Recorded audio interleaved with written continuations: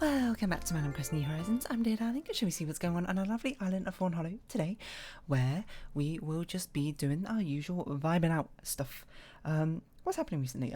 Yesterday I played a game called a hotly anticipated game, or at least that I've been anticipating, with Benedict. Who I play a lot of these sort of like co-op games with, called Kiwi. If you haven't heard what Kiwi is, it was announced, I can't remember, it was like a couple of years ago or something at one of the gaming conferences or something. Well, basically the general idea is you play as a bird, or two of you play as birds, well, I guess Kiwis, I suppose, makes most sense. Hold on, we'll get into that in a second. Hello everyone, right now in Fawnhallow it's 5:15 PM on Thursday, December 30th, 2021, so God is on the beach. What will happen or not, I suppose that remains to be seen. Yeah, so it's called Kiwi. You play as these little kiwi birds, utterly adorable by the way, and essentially what it is, it's you kind of work in probably the most insane post office you've ever worked in before. It's generally, the general idea is you want to deliver something or another to other residents or whatever, and that's of like, I don't even know, I suppose where it takes place in. If it's Kiwi, you would have thought it'd be New Zealand, but it gives me more Australia vibes, if anything. But I don't really know. Pardon my ignorance, I suppose, of the Australasia region. Anyway, that's not really the point. The point was, it's just a superly fun game, I suppose. That's all I really wanted to add to that. Yeah, and I'm not really sure if I'm gonna, because I kind of want to talk about the game, but I also kind of don't, because I haven't finished the game yet. We've gotten, I assume about halfway through, or maybe a bit over halfway through. I'm not really sure how entirely long the game is, but it's a very fun time. And you're basically working in a post office, and rather one of the thankless jobs, I would have thought. I was thinking about this on Christmas when our local postman just like came and delivered us some letters, you know, and I was just like in the kitchen or something, eating breakfast, like watching out, and then I just saw the postman come along. He was wearing like a Santa's hat and everything, and delivered a post, and I was like, you know, it's pretty cold out there. It's a rather thankless job, I suppose, being out there and day in day out and delivering these letters.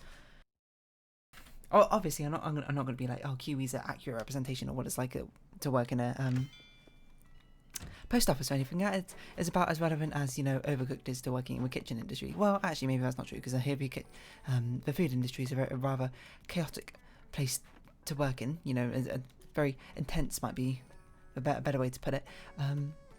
And Overcooked certainly has that chaotic energy. QE does as well. But how relevant it is, I'm not entirely sure. I'm also not sure if this painting I got is legitimate or not. I don't remember. But I don't know, we'll try and donate them anyway, and we'll see what happens. I will just blame a crazy red either way for results, good or bad. But no, because, you know, it's a common job for especially teenagers, I suppose, in the UK to do paper rounds, and I'm not sure how common it is in other countries or whatever, but I'm pretty sure this one's fake, if I recall. Where you go around basically in the morning delivering newspapers or whatever, door to door, and whatever the news agent wants you to deliver. I assume it's news agents who do it, not actually the post office. I'd imagine hires actual adults to do it for the fact that they can actually drive, and, you know, it's part of a governmental services and whatnot. Not saying that teenagers are necessarily less reliable than certain adults or whatever, but I feel like that makes more sense.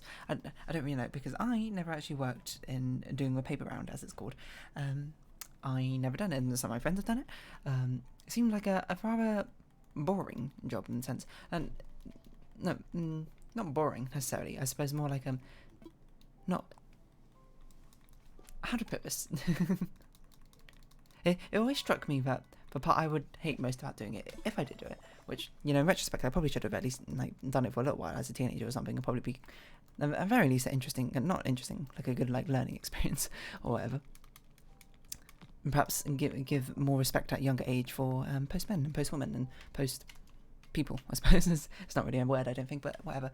It just seems quite tiring having to sort of like lug around this giant, I don't even know what they're called, like these IKEA bag goings. I know they're not called IKEA bags, you know, there's, what are they made out of, like nylon or something? Just full of different like magazines and newspapers, and you had to lug it around. And it is on wheels, to be fair, but it doesn't mean as much easier than just, you know, walking or something. I've been having to like have a good throwing arm or whatever to throw the whatever you're delivering perfectly, I suppose, at people's doorstep. And most of the time, if these are still magazine newspapers, which, you know, it probably isn't that common a thing nowadays, because I don't imagine people really care about newspapers or magazines anymore. Most people will sort of just get it on doorstep, be like, oh, cool, and then not read it, because who cares about it, I suppose, in the very end. It's a rather outdated medium, shall we say. But if anything, I suppose, I can understand why teenagers do it. Like, if I think back to me as a teenage age, you know, if I was my own parent, which, you know, sounds a bit strange, I'm not particularly ready for parenthood or anything like that, I'd be like, hey, you should probably go, like, work at, you know, for the news agents, go start delivering papers, you know, in the morning. You don't have to do it every morning, maybe you only do it on the weekends or something like that. One, gets you up in the morning. One thing, two, I think it's a sort of productive life skill in a certain degree to learn. Not that I'm going to be like, oh, you know, delivering newspapers is the exact sort of job industry that I believe I would go into, but more like, you know, being able to sort of like organise your time, being able to like put your work and effort into something, even if it's a monotonous task, just being able to sort of commit to that sort of thing. Good life skills to learn, especially the earlier the better. But certainly as from perspective of like a teenager watching my other friends do it, like sometimes like if I was in the morning driving around and I might see one of my friends like delivering, not me driving around, being driven around, and I'm not driving around while I was like 10 or something. I was like, man, they look really tired doing it. So really what the long and short of it, I suppose, is respect all of your post-delivery people, you know? Especially ones, well, actually I'm not really sure how it works in America. Is it all privatised? I'm not going to comment on that because I honestly have no clue or whatsoever, but at least the people who deliver for Royal Mail here in UK, you know? Thankless job in many aspects, along with a lot of other jobs in that sort of industry, you know. Not industry, sorry, more like jobs in the same sort of ilk, you know, like people, garbage collectors. Oh my god, please stop spinning around. I'm spinning around. Get out of my way.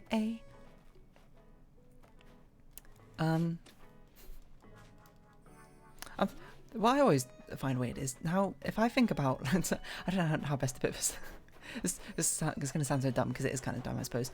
At this point, just kind of lean into it. If I think about the postman aesthetic, that's not really the right word, but I don't know how to put it. Like when you imagine a postman, I don't surprisingly imagine ones that you see like in the UK and that sort of thing, which I'd imagine are much more normal because, you know, they're weighing like bundles of layers or whatever. It's much more built for practicality. I always think about, you know what? I think. You know what? I don't know what the hat is. The hat in what's that game called as well? Kind Words. That Ella Deer wears, that sort of blue one, which kind of looks like an officer's cap or something. I always imagine that sort of thing. And you know, like a postman walking around, or a post person, I suppose, walking around with just like a quaint little outfit. Sorry about that little bit of a pause there as we head on over to Harv's Island.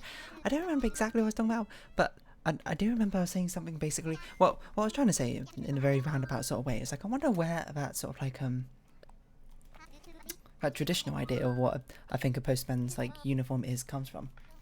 Is it like an American? Is it like European thing? Like I don't know when post people started being a thing. I know like couriers are a thing. Are they the same thing?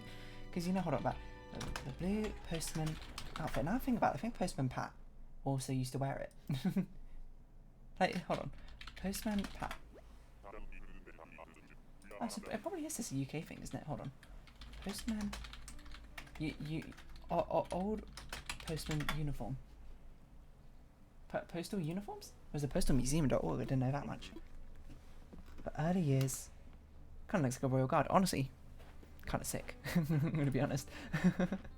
That's a cool looking coat. The 19th century. I don't know, it's all in black and white. Who really knows? Crazy Red, you foiled me once again. Hold on. Do we have this painting? I don't even know if we've got this one. What's it called? Worthy painting. Got to bust out the Dear Darling notepad. Worthy. We don't have this one. You got a deal. I think this one's always legitimate as well. I don't know when this one's fake. I also don't know what this one looks like properly in real life, so I can't really judge. Hold on, we've got more postal couriers things. Pinning down a badge. I don't know. There's a whole history of a postal uniform here. Disable all these settings, because nowadays obviously it's much more for practicality. Everyone, all the post postal people wear like a red coat. They wear like a high-vis sort of coat as well, which makes sense because you're often delivering in like the wee hours of the morning.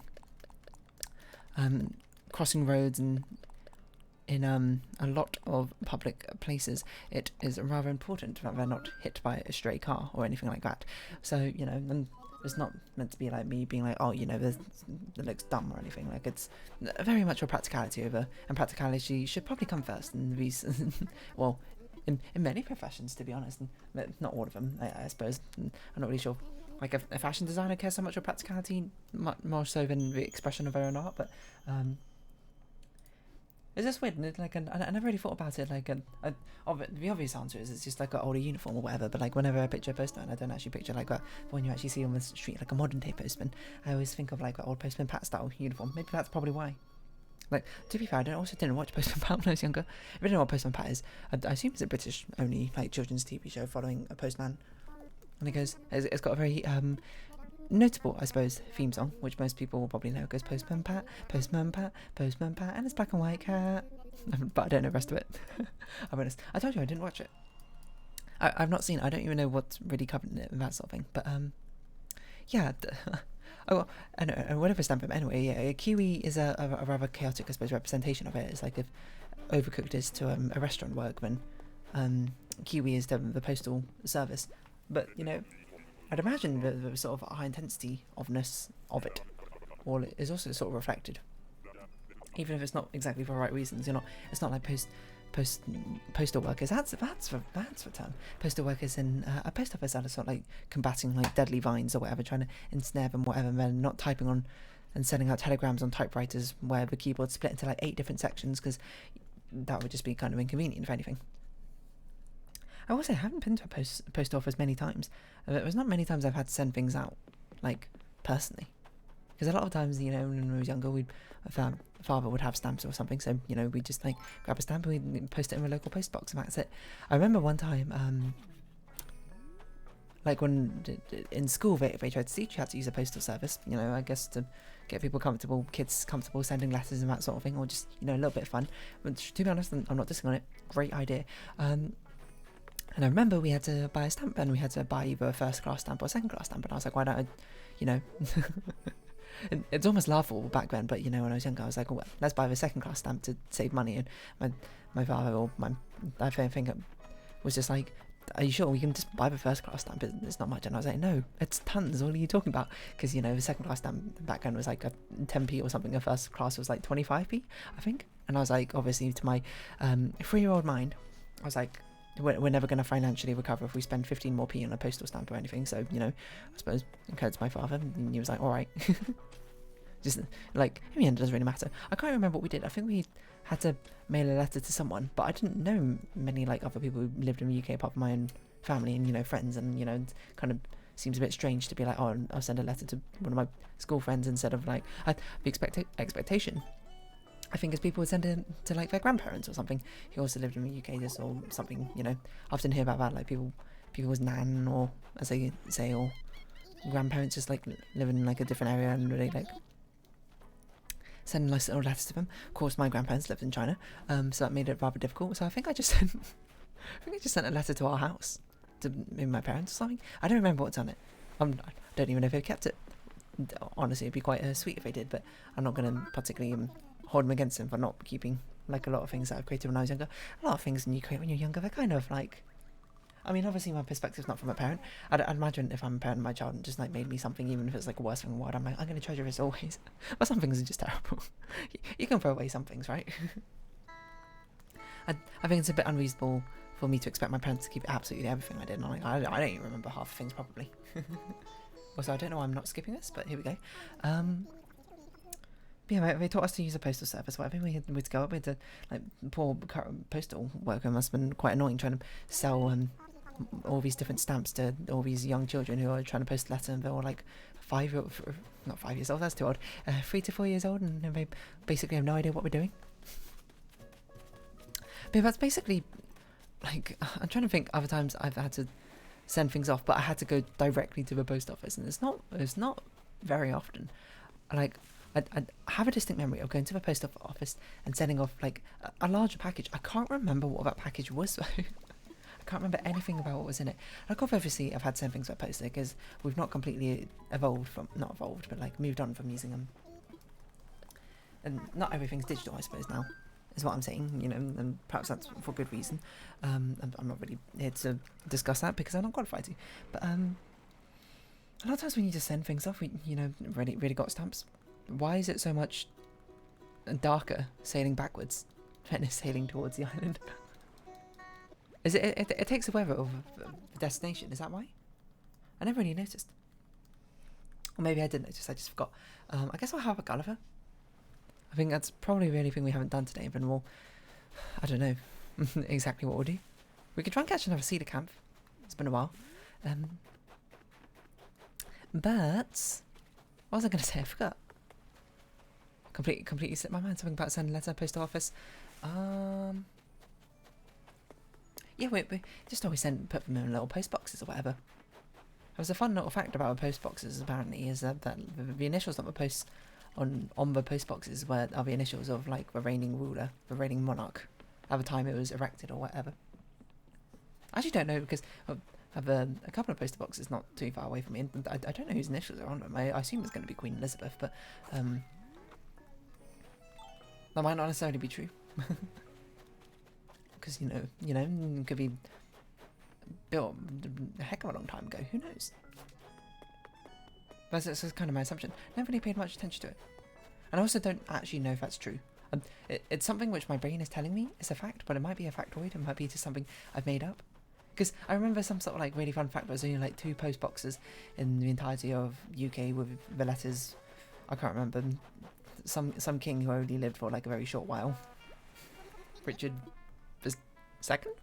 And who's that king who like died almost immediately after being king? Who was that? Like maybe it was one of the Edwards. I don't know. I don't know British history. I'm going to be perfectly honest. And I mean, we learned a little bit about primary school, but you expect me to remember all that knowledge from primary school? No. And you'd be like, what about secondary school? You not learn about British history then? We did, but we learned about World War II eras and World War I era, so you know that's all like 20th century onwards. I don't know what happened in the 17th century, which is the Victorian era. All of my knowledge from that era is basically what I learned in year 6. So it's been a while. Is essentially what I want to say. It's also meant to be like another fun fact about the post boxes, but I can't really remember what. There's a thing also apparently where if you find a lost wallet, you can just put it in the post box, and it gets once it gets to like the postal service system or whatever, they will just deliver it back to whoever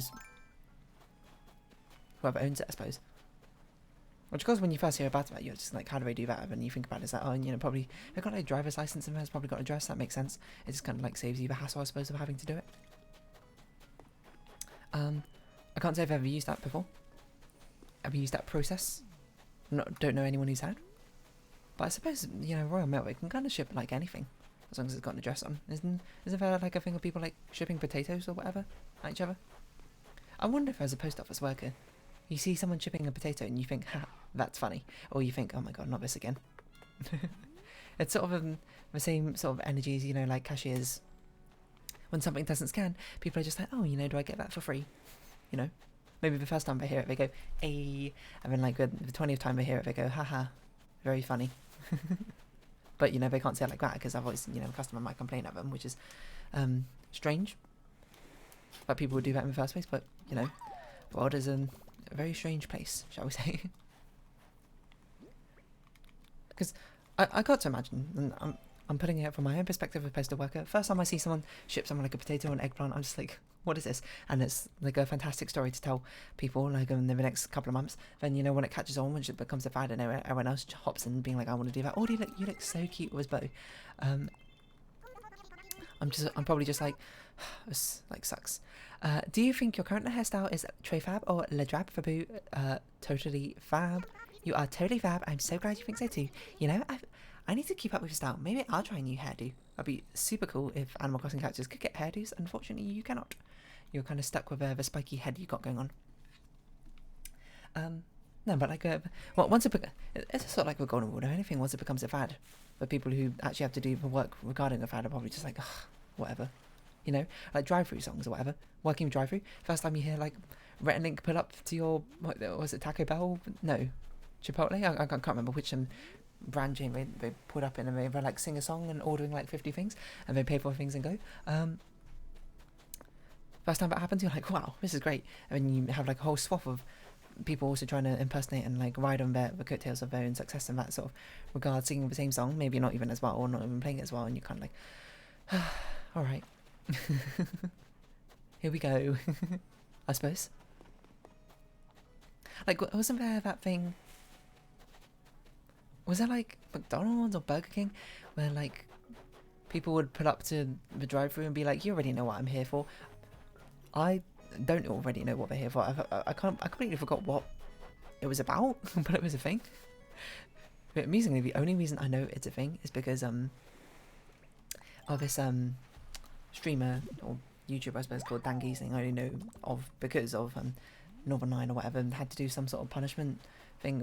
Basically, they were just like, if those two didn't achieve some goal in a game, they would have to do something as a punishment, and that was his punishment. He had to do it like months after the fad was no longer a thing. I didn't even see a video, so I don't even know if he actually did it or not, but it's just one of the random things which gets stuck in my brain like that. I don't know, as drive-through worker, well, actually, to be honest, it's probably quite annoying having to interface with customers and on a regular basis as a drive-through customer. A lot of times, I suppose every time it's uneventful is probably like a blessing in disguise. And well, I don't know, maybe it depends on the person. I'm not sure why I'm saying maybe. It almost certainly depends on the person. You know, some people I imagine be like, oh, anytime someone does that, brightens up my day. But I can also imagine other people just like, anytime this happens, I'm just like, please don't. Which is fair, you know. The world's fed of different personalities, and I think it's only fair that people have different interpretations, but like opinions on those sort of things in the first place. Would I ever do something like that? Oh, absolutely not.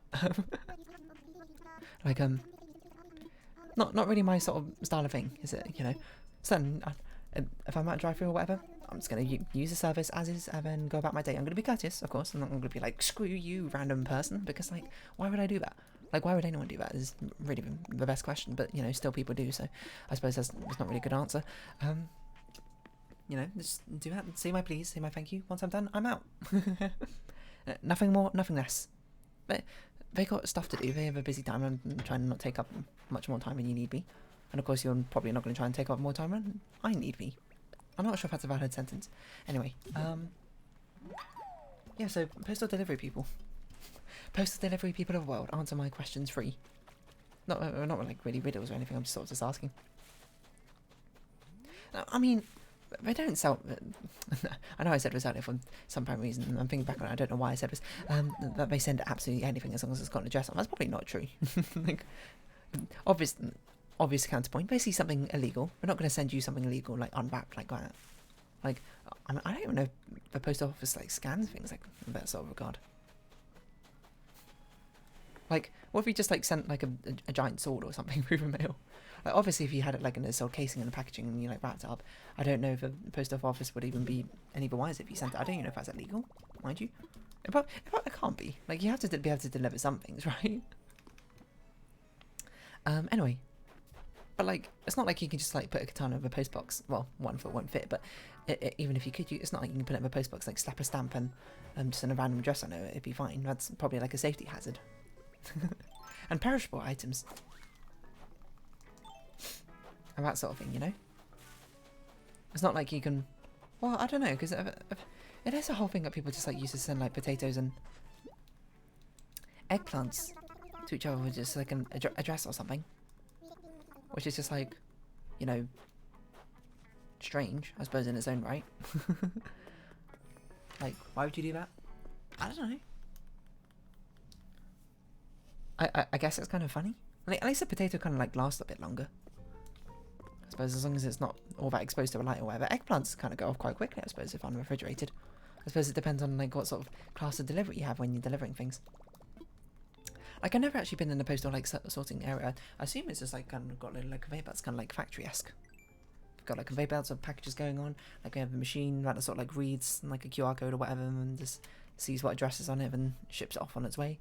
Customize, dive, fruit tree. I forgot the others. Who cares? Ships them off on its way or whatever, and it's like turns on whichever paths it needs to go down. How much of it is done by hand? I can't imagine that much. It sounds very inefficient to do things by hand. Postal sorting at the very least. But what do I know? Let's not hop over that way. We really should put bridges into Ireland at some point, huh? A little bit inconvenient, sort of running around like this, son.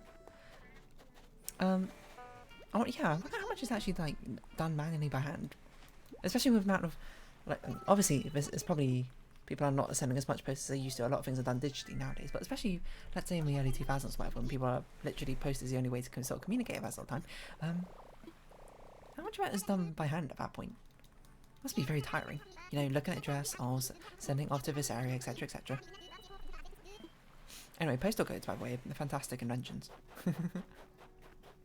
And obviously, it's not something that people talk about very often, but I can't remember where I even heard about this, but of course, postal codes were not always a thing. Which, you know, is blindingly obvious if you think about it for like more than 5 seconds, but it's something that's never really occurred to me. It's like, of course, you know, addresses aren't just made with postal codes. Like, postal codes are probably like attributed to certain regions and streets, and, you know, there was an after effect, which is why we call them postal codes, probably rather than address codes. But they were made at some point because there was no, because when postal services became a thing, there was like no standardized way, I suppose, of really differentiating between like two similar or identical sounding streets. It's like, oh, do you want to deliver this to, I don't know, Rosewell Drive or something. I don't know if that's an actual street. It might be. Apologies if it is. And it's like maybe there's one in Birmingham, maybe one was down in like Land's End or something. You know, if you just put that in like sometimes if you know people don't put the town or like exact region they're in, it's like where is this exactly? Postal codes, fantastic solution to that sort of thing. You look at a postal code. I don't know what postal code is for Birmingham, to be honest. Maybe it's like A6. I have no idea. It's like bada bing bada boom.